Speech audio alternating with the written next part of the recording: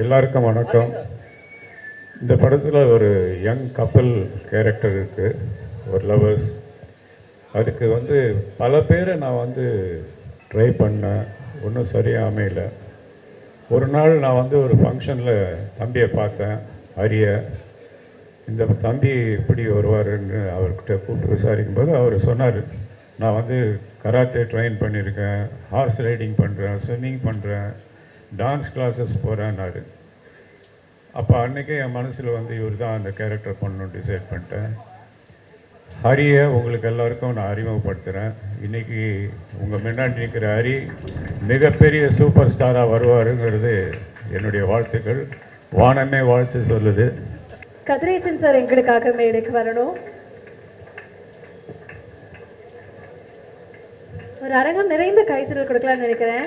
ஹரி அவர்களுடைய debut, I know what it feels.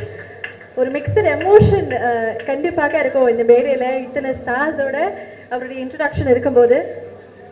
அறிமுக படம் எப்போவுமே சிலருக்கு பல விதமான டென்ஷன்ஸை கொடுக்கும்.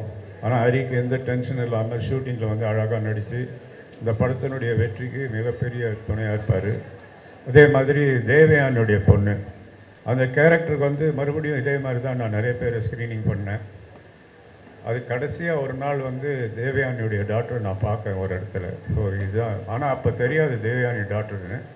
இது கரெக்டாக இருக்கும்னு நினச்சி பார்க்கும்போது தான் எங்கள் அம்மா தேவயானின்னு சொல்லி அதுக்கப்புறம் கூப்பிட்டு நாங்கள் இந்த படத்தில் அந்த கேரக்டர் பண்ண வச்சோம்.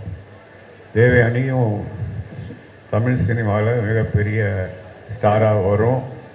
ஏன்னா படத்தில் அது நடிக்கிற ஒவ்வொரு விஷயமும், படத்தில் ஆக்ட் பண்ண ஒவ்வொரு விஷயமும், சீனை உள் வாங்கிட்டு டைலாக் ஒரு டேக்கு மேலே போகாமல் அப்படி அழகாக பண்ணி படத்தை கொண்டாந்துச்சு. அந்த மாதிரி ஒரு டாக்டரை வளர்த்த தேவயானிக்கு என்னுடைய வாழ்த்துக்கள். Introducing Priyanka for you. ஒரு பெரிய கைத்தில் கொடுத்துடலாம். பிரியங்கா அவர்களுக்கும் இது ஒரு debut. I wish you luck and only success definitely.